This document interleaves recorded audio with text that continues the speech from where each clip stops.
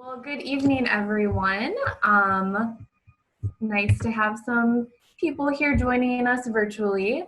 I'm Nicole Martin, and I'm Adult Services Librarian at Rocky River Public Library, and I'd like to welcome you guys to our first ever Biblio Bistro webinar. I hope you and your families are all safe and well at home.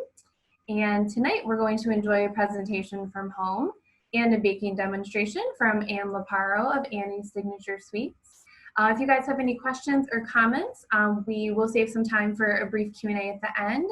But since it's a small group of us, you can also type some of your comments or questions in the chat box, and we'll try to answer as we go along. And like I mentioned before, be sure you choose panelists and attendees if you want all of us to see what you type. Now let's meet our presenter, Ann. Ann Laparo is a talented pastry chef who has been a guest several times on New Day Cleveland and Channel 3 News. She was named one of the best pastry chefs in Cleveland by the Cleveland Scene, and she's been featured in Cleveland Magazine, the West Shore Sun, and she was highlighted for her virtual baking classes just last week by Country Living Magazine, which is very exciting. Welcome, Ann, and thank you for hosting us tonight. Yeah, thank you, Nicole, and thank you guys for joining me. I'm happy to be here. It's a little different not being in the library, but I'm glad that we were still able to make this work. So excited to give you a little bit of my history and everything. I'll do that after I get started, since this is real time and we want to get the baking done first.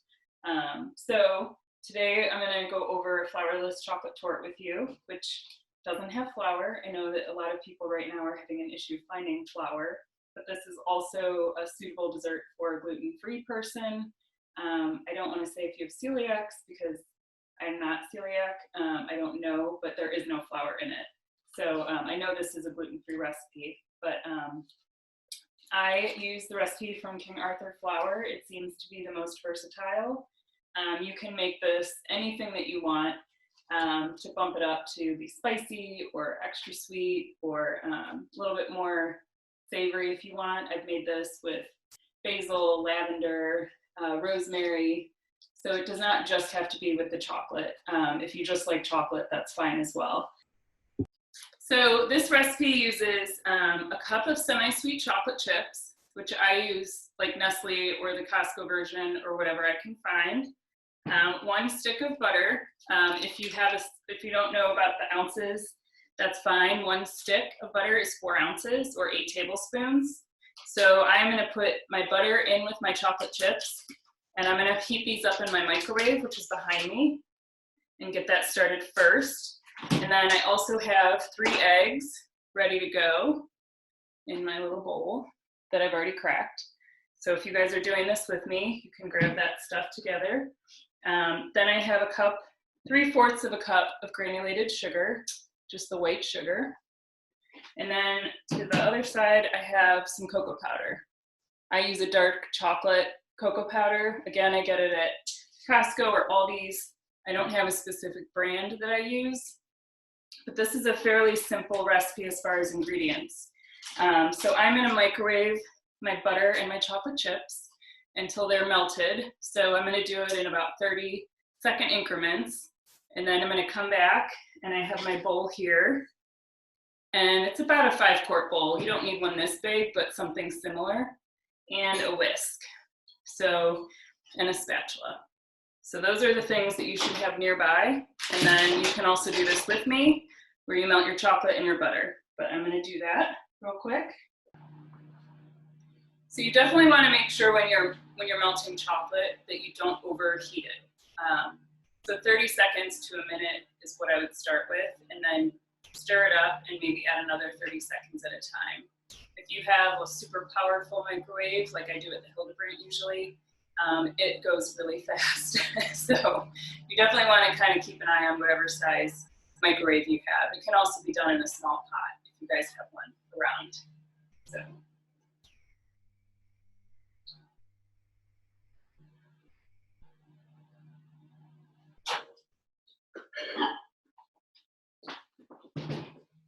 So this is only after about 30 seconds, and the chocolate chips take a little bit of time to melt, so I'm going to stir it and put it back in for about another 30 seconds. It's not quite melted yet. And then after that is done, I'm going to take this order. I'm going to do the eggs next, then the sugar, and whisk it in the bowl. And then I'm going to add the melted chocolate, and then lastly the cocoa powder. If you guys want to add any kind of extracts, vanilla, almond, you can do that. I usually do that with my eggs. This is really chocolatey, so if you want to balance it out with something, you can also put cinnamon or ginger, cloves, anything like that you can put into this too.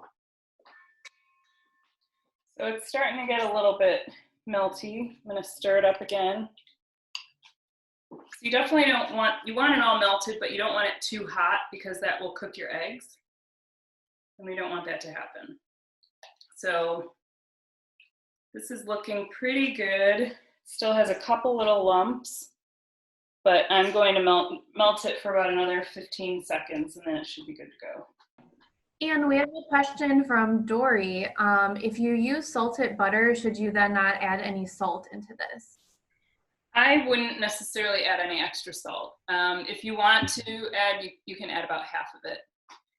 It won't hurt it, but it will affect your the taste of your dessert if you put salt on top of a salted butter. So this recipe calls for unsalted, which is what I always bake with. But yeah, I would either use half or don't add any extra. That's a great question. Thank you. Okay. So this is what it's looking like. I don't know if you can see this very well, but so I'm gonna let this not really cool, but I'm gonna set it next to me while I get the egg white or the eggs, they're whole eggs, and the sugar together. So whenever you're adding eggs and sugar together, you don't wanna, I always do what is this setup is called mise en place, so setting yourself up. You never wanna incorporate your sugar and your eggs to just sit there in a bowl. So I just set them next to each other, dump my eggs in the bowl, then dump in my sugar. If you dump your sugar and leave it for a while, it'll start to coagulate and leave little lumps, and it will kind of ruin your eggs a little bit. So I always just dump my eggs in, then my sugar, and then I whisk it together. So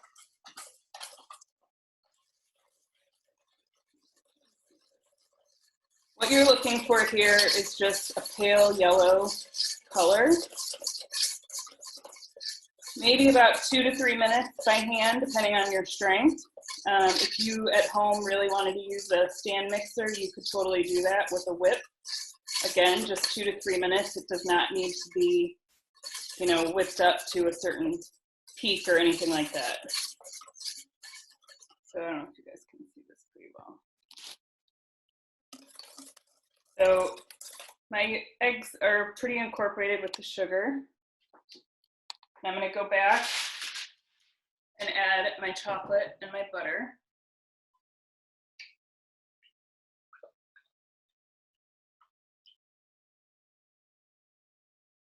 So in this recipe, since there's no flour, there's also no leavening, which means there's no baking powder or baking soda. So this is very fudgy, and even though it's called a chocolate cake or a chocolate torte, it's more like a brownie. So the cocoa powder has the acid in it that's going to help make this a rich, delicious fudgy cake, even though there's no flour in it. So if you've melted your chocolate and your butter to the right consistency, this should really look like a brownie batter or a cake mix. And then I haven't added the cocoa powder yet. I'm going to do that next. And this is half a cup of cocoa powder. If you were doing this on a stand mixer, again, that's fine. Add a little bit at a time, maybe like in 2 to 3 increments, because it will blow up in your face and you will have a cocoa powder face. If you're doing it in a bowl, it's okay. It will thicken your batter quite a bit. So you might just kind of want to start out a little bit slow, just till it's incorporated. And I kind of go back and forth between my spatula and my whisk.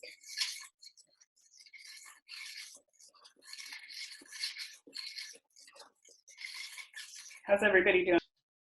So the next thing, everything is in my bowl. I know, Rose, you're a little bit late in here, but So in here I have chocolate chips and butter that I melted first in the microwave. That was what was in this bowl here. Then I had 3 eggs. I had a ½ cup of cocoa powder and 3/4 of a cup of sugar. So everything is now in this bowl, and it just looks like a thick fudge brownie mix. My oven is at 375. Now this recipe says to use a cake pan, and I prefer to do this where I can cut these individually if I do it on a sheet pan. So I'm going to do mine in a sheet pan. This is a 9x13, which I believe I put in the instructions.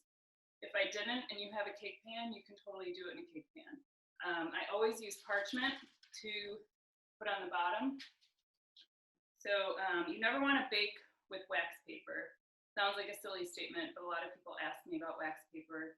It is not necessarily oven safe. So make sure it's parchment, not wax paper. And I'm going to cut this in half. I buy it in sheets. So I'm going to do that and then spray the bottom of my pan so it sticks to it.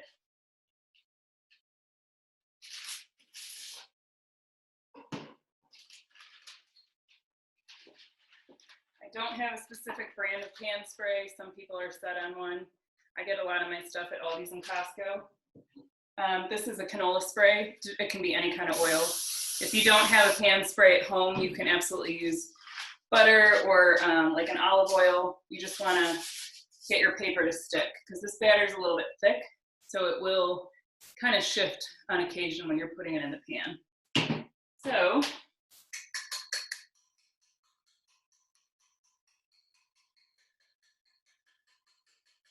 I'm going to put all of this batter on this pan. I don't know if you can see here.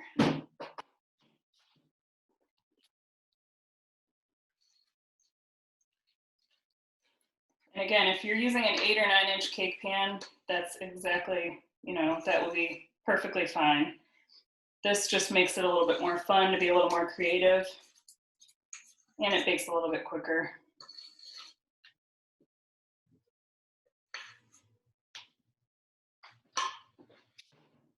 I have a spatula like this that's got a handle that kind of bends down. I know that that's something that not everybody will have.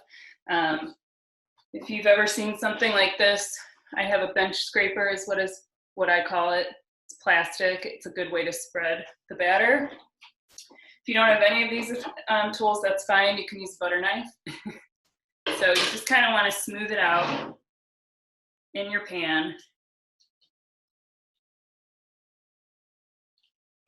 And the helpful thing with this being having a little layer here is that it makes it easier to spread. So I'm just trying to make sure I get all the corners covered here.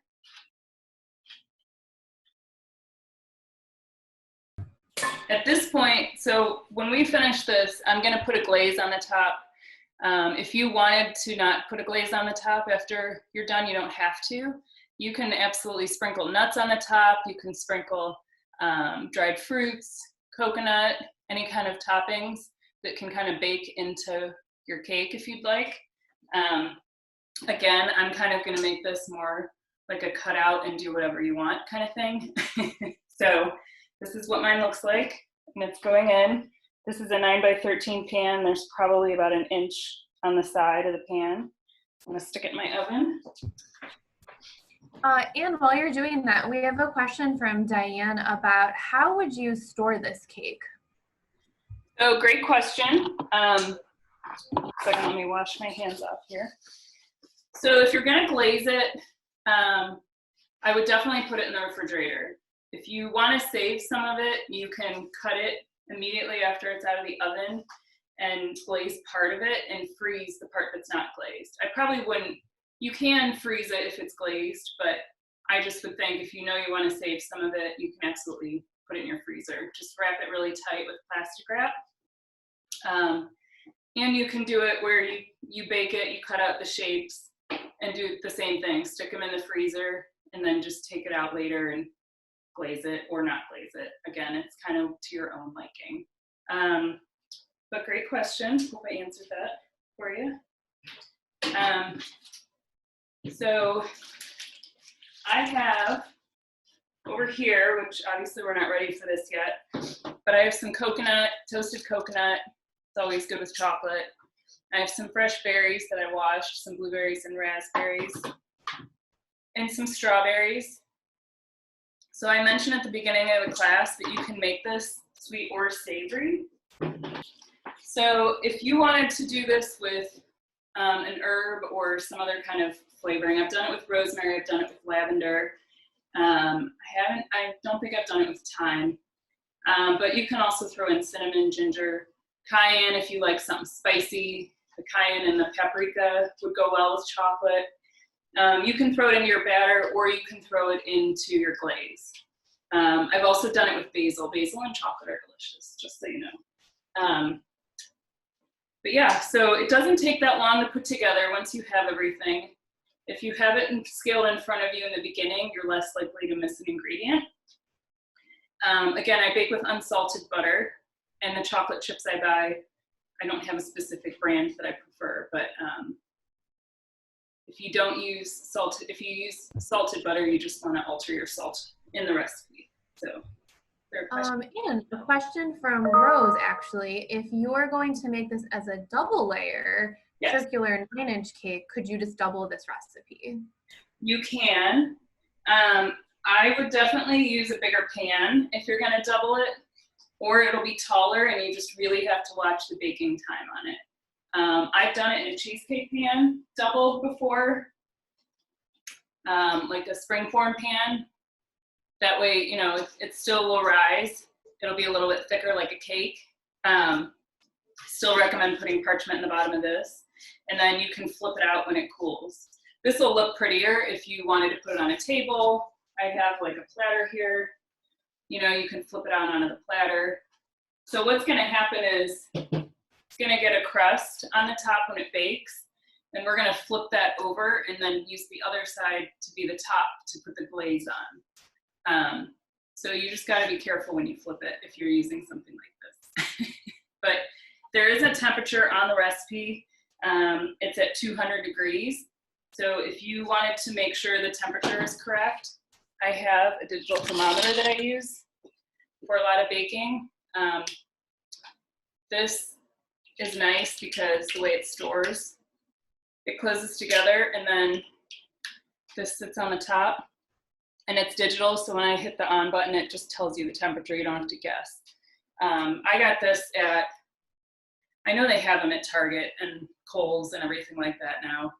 I think I got this at Dean Supply down in Cleveland. I don't remember exactly where I got this, but I've seen them kind of everywhere. So hopefully that helps.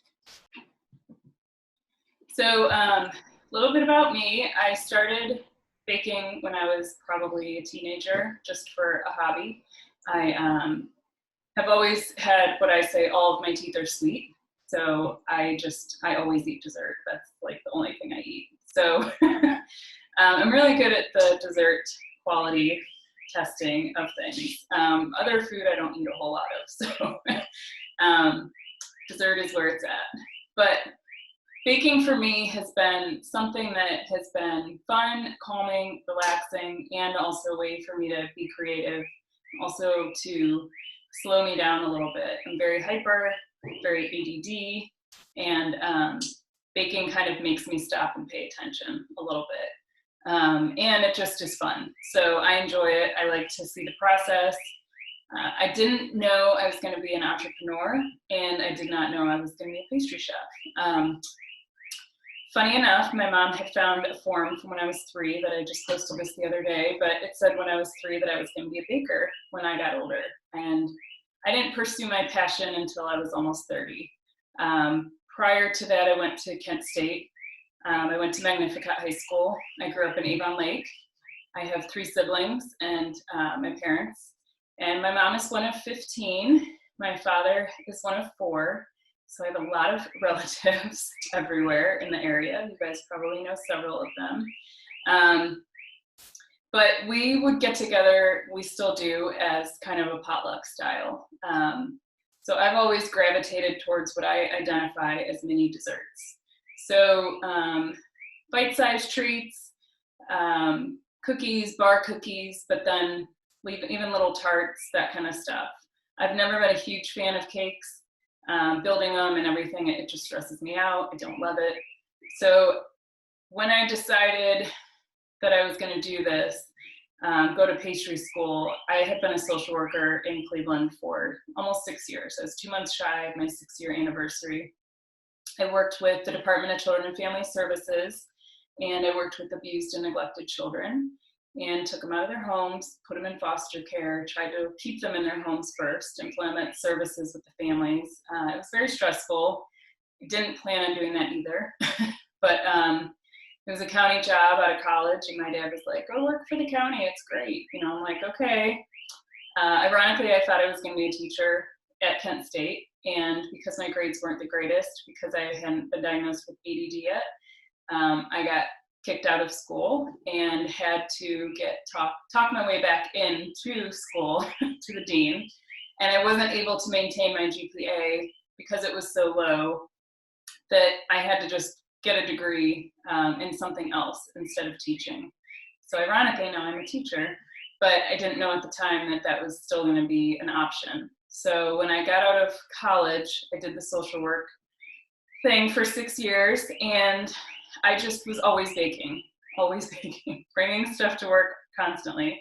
Anybody's birthday, anything I could do, or if I just wanted to have fun, I would just be like, I'll just bring it to work.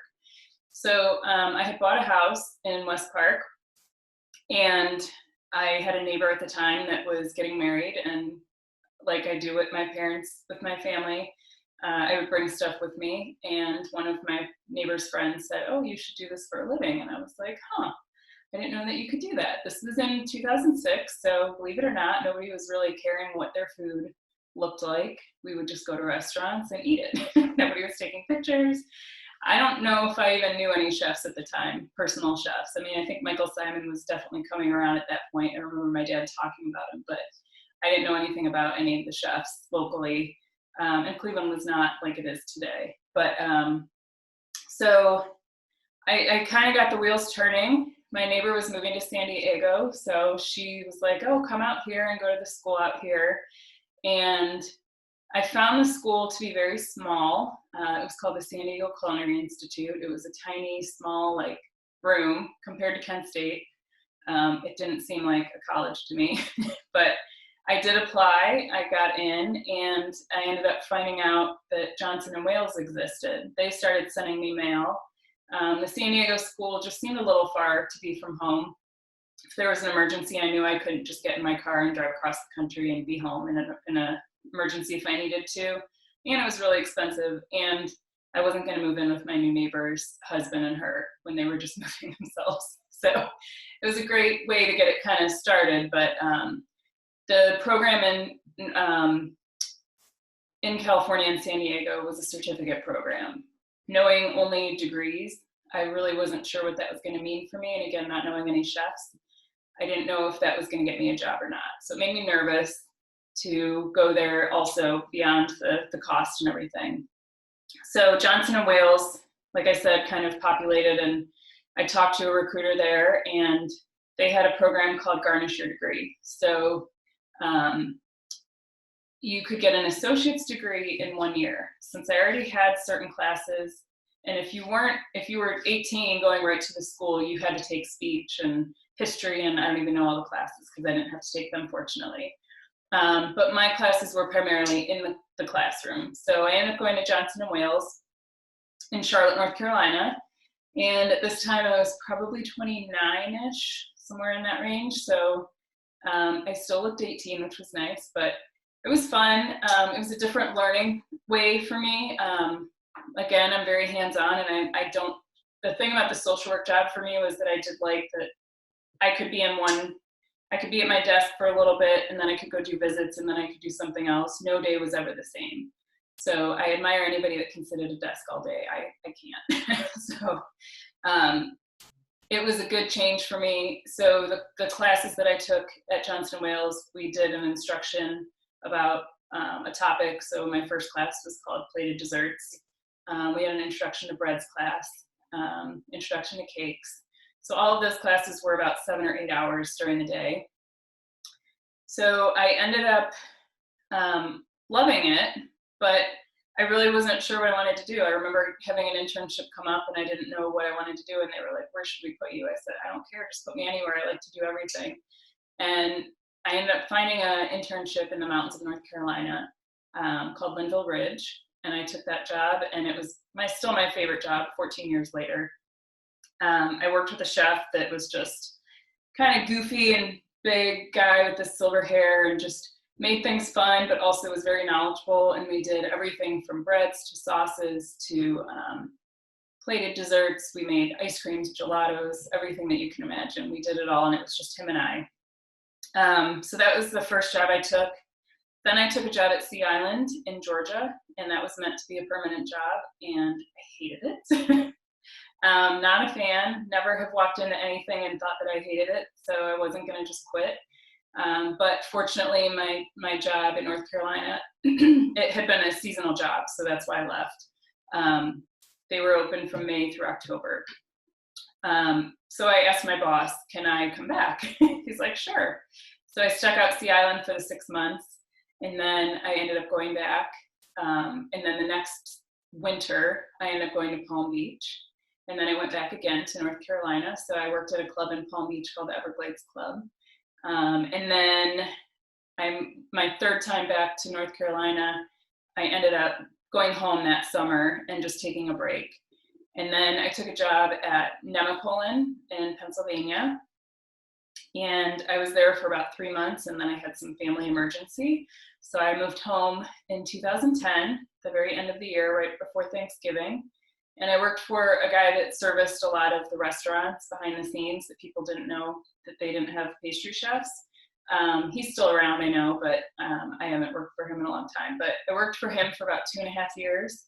Then the Horseshoe Casino opened, and I worked there for about 2.5 years. And then I was hired as the pastry chef at the Cleveland Museum of Art.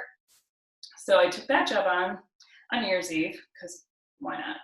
Why not start on New Year's Eve when you have 1,100 desserts to serve? And they were doing an anniversary party that same week where I had to have 2,500 cupcakes prepared on top of the New Year's Eve dessert. So it was a lot of fun.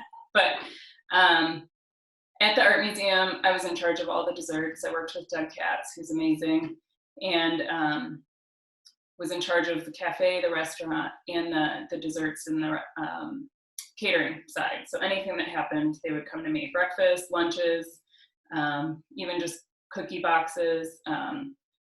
So I had to learn how to be more creative and kind of tap into that. A lot of the other places, the menus were kind of set, and I didn't have a lot of creativity availability. So I got to play a little bit more. I got to expand even my palette with desserts. And it taught me a lot, that I was more capable than I thought. But at the same time, at this point, I had been in the business for 10 years, so I had burned out. I wasn't taking time for myself, even though these jobs were great and I learned a lot. They can work you to the ground in a lot of these places, and a lot of them don't feel like pastry is a priority. So some of the resorts had a big enough pastry team that they relied on it. Some of the other places they didn't care if the pastries were frozen or if they were not frozen. So that was kind of disheartening. But I did end up leaving the art museum. It'll be 4 years ago this May, on my own terms, but I was kind of a mess, to be honest. So I had gone on a yoga retreat to Bali. Needed some mental reset, and found a retreat that my yoga studio was going on, and started over. I didn't know what was next. I was in a fitness class with a friend of mine, and I said, I need to leave the art museum, but I'm single. I don't have an extra income. I don't know how I'm going to make it work, but I need to leave. And she said, I'll get you a job at Starbucks. So I was like, okay. So I left the art museum and became a barista, and that was fine. I was like, I'll do whatever. So I did that for about 4 months. And in the meantime, while I was at the art museum, Michael Simon's pastry chef did an event there for Autism Speaks. So I met her, and she was looking for part-time help that same summer. Ironically, her name is Summer. But I worked with her on and off for about 8 months, 2 days a week. And so when I started doing that, I left Starbucks. And then I also became a nanny, which is actually how I met Nicole, because I would take the little girl to story time at Rock River Library. So I got to know Nicole and a lot of the other librarians, so that's been fun. So I didn't think I was going to start a business. I knew that having 2 degrees, I didn't want to go back to school again, get loans. People were like, you should just start a business. I'm like, okay, now I'm almost 40. Do I want to start a business? Do I want to get in debt right away? But it did get my wheels turning again, and connected with the Lorain County Community College Small Business Center and started talking to some of the counselors there. And one step at a time, the first year, I joined a women's business center, Keep It Local Cleveland, any kind of group that I could get involved with to help me out and tell me what I needed to do and kind of guide me. I was trying to do everything, doing any event that I could possibly think of. My business was originally called Annie's Sweet Shop, and I knew I needed to change it. That was never meant to be a business name. It was a vision that one of my aunts said she had in the night. So I just called it that because people would ask me for desserts all the time because they knew I was always baking. So when I started the first year, it was a lot of like, I really wasn't sure what I was doing, but still wanted to do catering, but I didn't want to be in the monotonous stuff that kind of burned me out at the end of the day. So I started out just kind of trying to put my desserts out there, and the first dessert that I created was my lemon lavender shortbread, which I'm very famous for in the area. And it's still one of my favorite things. I wanted it to be simple but pretty and elegant, and something memorable. There's a lot of piped cookies, which are beautiful, but a lot of them don't taste that great. And there's a lot of cakes and a lot of people that can do cakes, and I just don't love doing cakes. So when I changed the name 2.5 years ago to Annie's Signature Sweets, I made my tagline, everything but the cake. There's a lot of people that like to do that. I don't have the steady hand or the patience for that. I like to multitask and do a bunch of different things. So I started out with the catering, and about a year into it, I had met Bill Hildebrandt prior to that, but he had suggested I teach classes. So I started doing the classes in February of 2018. So the first year I taught 32 classes. And the second year I taught over 100. And this year, prior to COVID, I had already taught more than 40 classes, and it was only the second week of March. So I already beat my first year and was definitely going to beat my second year. COVID stopped me a tiny bit, but I decided to try to do these online, which has been going really well. So I think so far I've taught about a dozen classes online, and they've been going well. So I'm going to keep them up. I've been able to teach people in California, Connecticut, Virginia. So all of these people that I would never be able to be in contact with if they don't live here, now can have access to my classes. So let me get my oven for a moment. Smells good. All right. I have a question, Anne. What tips might you share for someone that is looking to be a small business entrepreneur owner themselves? You have to have a lot of patience, truly. I would say definitely do your research. Connect with anybody that you can that's like a certified coach. And I know there's a lot of coaches out there, and people self-identify as coaches. So I would go to an organization like the Women's Business Center, the Small Business Center College, and talk to people there and kind of explore your idea. Because I think that's why I feel like I'm as grounded as I am in this area, because I had those people to start me out as opposed to just jumping in. And I know a lot of people that have coaches just kind of identify as that, but they don't always know the right direction. So even if these people aren't going to give me the right answer, they can at least connect me to somebody that can.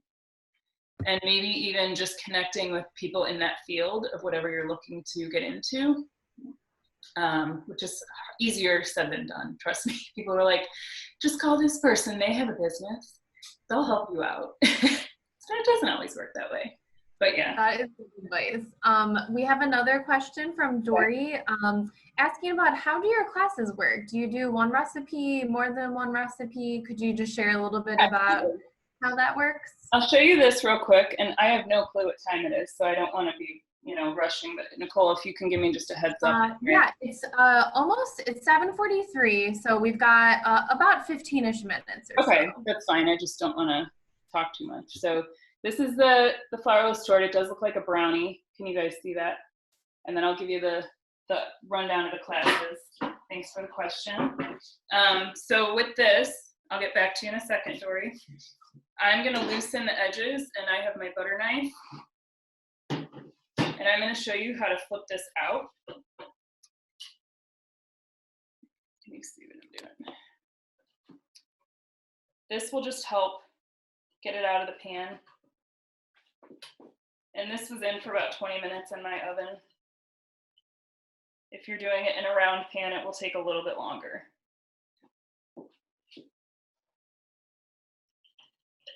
And I'll show you the glaze too, because that's pretty simple to make. So, I don't know if I got this, I can't remember.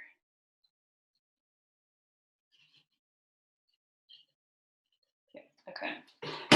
So you could flip it onto a cutting board, which I don't think this cutting board is the same size. It's pretty close, but I'm gonna flip it onto paper, my other half of parchment, and my table.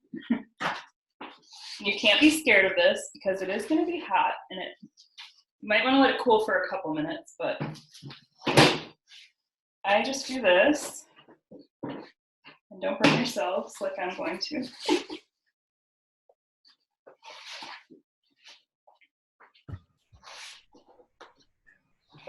And when you're done with that, too, another question to answer after Dory's. Rose was wondering, what is your favorite dessert that you've made besides your lavender lemon cookies? Wow. Okay.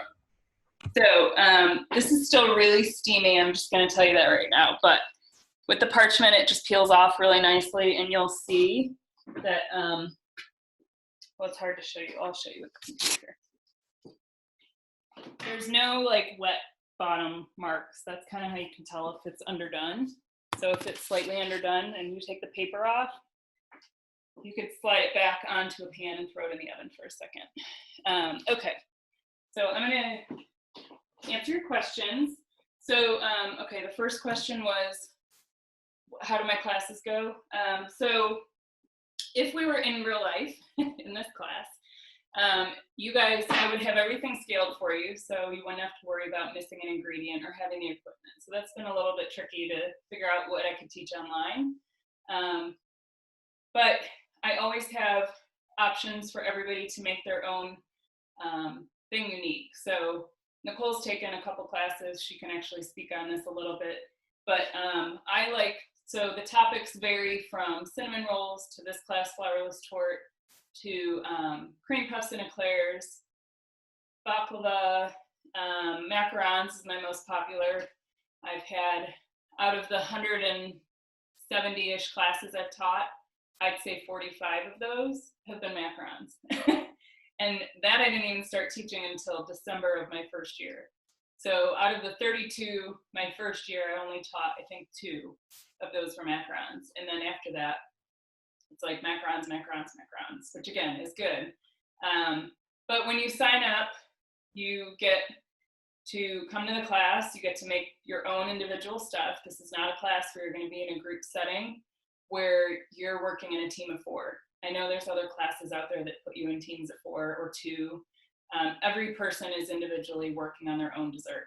So if you wanted to put cinnamon in yours, you can put cinnamon in yours. If you wanted to put cayenne in yours, and then I have boxes for everybody to take their own stuff home in. And I give you tips and tricks, and I guide you as much as I can there. So when you go home and make it, it's easier. So I email you the recipes after the class is done. And I go through all the steps in a demonstration first in the classroom. And then after I demonstrate, I am with you every step of the way. So I typically keep the classes to 10 to 12 people maximum for individual classes. If you wanted to do a bigger party, I did a group of 25 people wanted to do truffles, so they were able to roll their truffles around the holiday.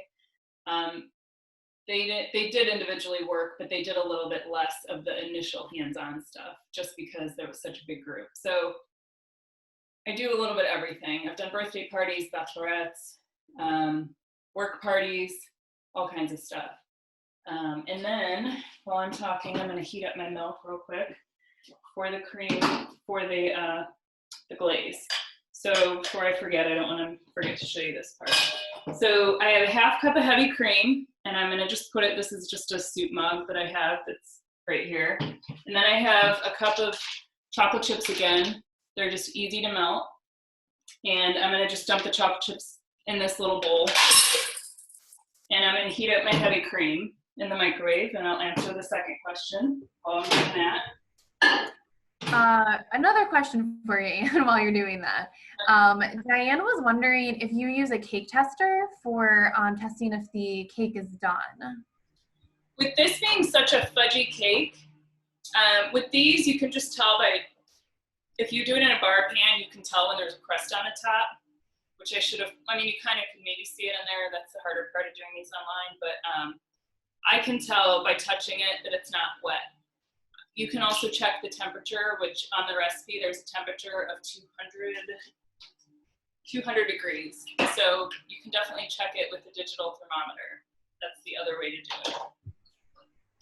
So the other question, Nicole, was about my favorite dessert besides the lemon. Yes, besides your cookies, what is your favorite? I did a basil version of this torte, and I also did a Christmas ale version of this torte, so I like to kind of play with this as my base lately. But I prefer different flavor combinations more than a specific dessert. My pretzel salted caramel cheesecake won 5th place in a contest a year and a half ago with Pluto.com for the most simple sweet.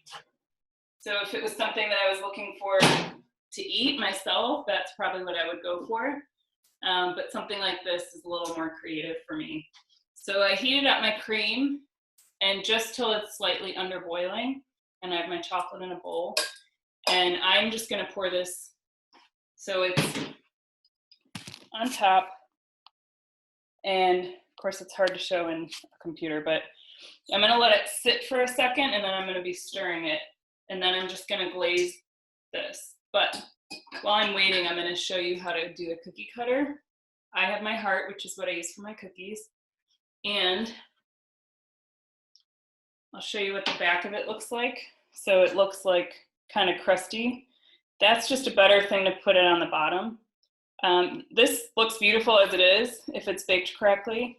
It just takes a little bit of patience and practice. I tell my students all the time, do not get discouraged about baking. It is scientific, but it's not as scary as people think, or I would not have taught as many classes as I have and have people come back as many times as they do. And then these can be easily decorated with the berries that I had.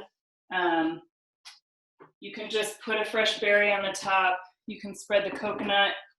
Let me find my little other spatula real quick.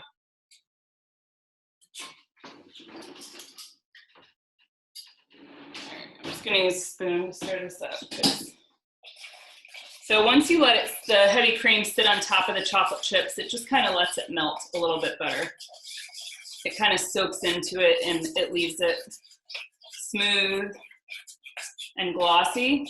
So this is similar to a ganache, or it is a type of ganache, which is a fudge. You can put this in a tart or pie pan and eat it, or in a bowl and just eat this fine, it's fine. I like to put it on the top of my brownies and on top of like a flourless torte. This is also gluten-free, this recipe. But just for the sake of time, normally I would spread it all over this, but I'm gonna just show you that I'm gonna put a little bit on here.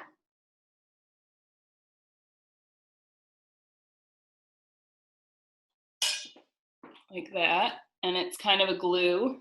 So I'm gonna put like a raspberry here and here, and a couple blueberries.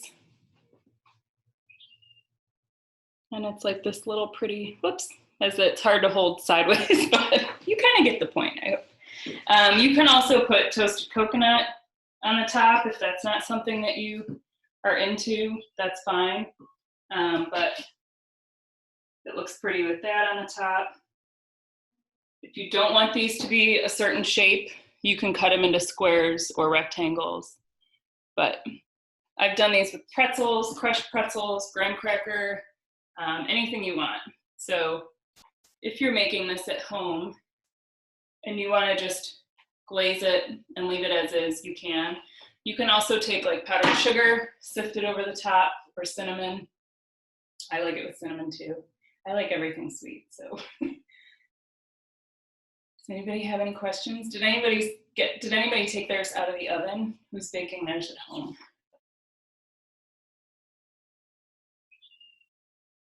Anybody got a question? And maybe while everyone is perhaps checking their torts, you could talk a little bit about the building that you teach out of. Oh yeah, okay. Yeah, it's a very cool historic building in Cleveland, so I think that would be neat. Yeah, so besides missing my students that are in real life, I do miss the building. So I'm in a building called the Hildebrandt Provisions Company, which is at 3619 Walton Avenue near the West 44th and Clark area. The building is over 100 years old, so there's a lot of history in there. The owner passed away about 1.5 years ago, and he was 3rd or 4th generation. So there's a giant smokestack that says Hildebrandt, and they have a huge kitchen that he put in for the purpose of teaching classes and doing events and catering. So when I started there, I wasn't really doing a whole lot of baking and orders, so I was just kind of getting to know him and dabbling a little bit. And when he suggested the teaching, I thought, well, the space is big enough. And again, I didn't want it to just be where I'm teaching and you watching me but not participating, or being in a group. Because for me, I learn better this way, where I can kind of be hands-on as much as possible. The way I normally do the Zoom classes, you guys are able to talk to me and see me, but because this was going to be a group of possibly 40 people, we did it as a webinar today. But if you were to do this with me for the regular Zoom class, I would be able to see you and you could hold things up and kind of show me. But in real life, it's just, there's a lot of space. There's a lot of businesses in there. We have a tea company in there called Storehouse Tea. We have Campbell's Popcorn in there. There's a whole artist collective. There's pottery. There's glass blowing. There's plants. There's all kinds of stuff. So it's just really cool. I definitely recommend you guys checking it out when it's safe. Even if it's not for a class and you want to just go in there, it's just, there's a lot of history. It's really cool. I love it. There's even the tables that we normally use are like wood tables with these stools that are kind of thrown back. And it used to be a meatpacking business. So there's a lot of little signs. There's actually a big meat sign in the back room with a chandelier where I have a lot of my mixers most of the time. But there's like, it's probably from the 60s or beyond, and different kind of throwback things that are just kind of cool to check out. So, and it's a good location for people to get to. I've had people come in from Worcester, people driving in, and it's close to 71 and 90, and West 25th is pretty close. So it's a great location. So yeah, it's been fun. So it looks like Dory's was in a deeper pan, so hers is taking a little longer. Yeah, don't worry about it. If you don't have a digital thermometer. Oh, Dory just turned it out. She said it worked. Hey! Awesome. Yeah, no, that's good. Does it smell good? Because the one thing that saddens me about being a chef for this many years is I don't smell things anymore. I smell things, but not in my own kitchen anymore. Very rarely do I. So if you're wondering if you're smelling something burning, I probably won't smell it. Sadly, you kind of lose that sense of smell. And I said this to my dad a few days ago, and he said, "You can't smell anything anymore?" I was like, well, no, but yes, but no. So I think that that's a symptom of COVID. So we don't want that to be an issue. Something that has happened to me years before this. So. But yeah, so I was named the 5th best pastry chef in Cleveland. I have the 5th most sinful sweet. I had this dessert I altered slightly and made it with Christmas ale that was published in Cleveland Magazine last December. Like Nicole said, I was on New Cleveland and Channel 3 a few times. I was supposed to be on Fox 8 News in the Morning with Wayne Dawson and Christy Capel and Stephanie Schaefer the first week of April that got postponed. And I was also supposed to be on Channel 3, so those both got postponed. But yeah, the biggest news was finding out I was in Country Living magazine 2 days ago and had no clue. They didn't contact me and ask me for an interview. And someone contacted me from LA to book a party for 25 people. And I asked how she found me, and she said, well, from the Country Living magazine. And I was like, what? So that's been great because, again, now with these being online, it's opened up the whole country to me as opposed to just people in Cleveland. And I do have friends out of state that have been able to kind of utilize these classes too, and that's been fun. But a lot of people that I don't know too, which is cool. So, yeah. Okay, well, it is just about 8 o'clock, so that was timed perfectly to bake and share your story. So if anyone has any last minute questions, feel free to type them in the chat box, or you can click the raise your hand button and we can unmute you briefly. Yeah, I can unmute people. And I don't know if this will cut off because I set it up till 8 o'clock. So if it does, I apologize in advance. I don't know if that will shut this down at 8 o'clock. But you guys can reach me on my website. You should get a follow-up email with my newsletter sign up and my website, which has a blog. It has my menu items and it has my class calendar. So right now I have some that are identified as virtual classes that you guys are welcome to sign up for. They're all on amysignaturesweets.com, but please feel free to reach out to me in any way, shape, or form. If you have questions or feedback, I would be happy to help you out. And Rose was wondering if it would be okay for her to post something on Facebook about this great class. Definitely, yeah. Thank you. Feel free to share. Yeah, I would love that. Any sharing good news is great. If you have something that you feel like needed to be corrected, I would prefer to be contacted first, but I'm okay with that. No, that's fine. I would be happy to share it with you guys. And hopefully we can do something like this in real life with a group of people too, maybe in the fall or next winter too, because I appreciate Nicole continuing this. Yeah, so I just wanted to say thank you so much to Anne for making this work amid some strange circumstances.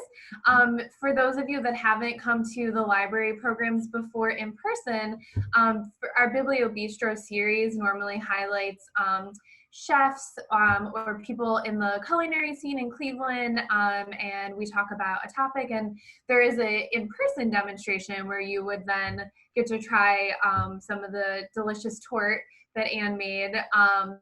But since we had to adapt this, it's a little different. So hopefully you guys will come to another class in the future where you might be able to have some food in person with us together. But yeah, keep your eyes peeled for Anne's follow-up email, and we hope to see you guys soon. Thanks so much. Yeah, stay safe. Thank you, everybody. Thank you, Nicole. Fun. Yeah, and definitely if you guys want to share about this program on your social media, you can tag Annie Signature Sweets, and feel free to tag Rocky River Public Library as well too. Yeah, I'm on Facebook. Yeah, thank you. Community Rocky River page, I think, is still out there too. So. Yes. Yeah, okay, well, have a great night, everyone. Thank you, guys. Bye-bye. Stay well. Bye.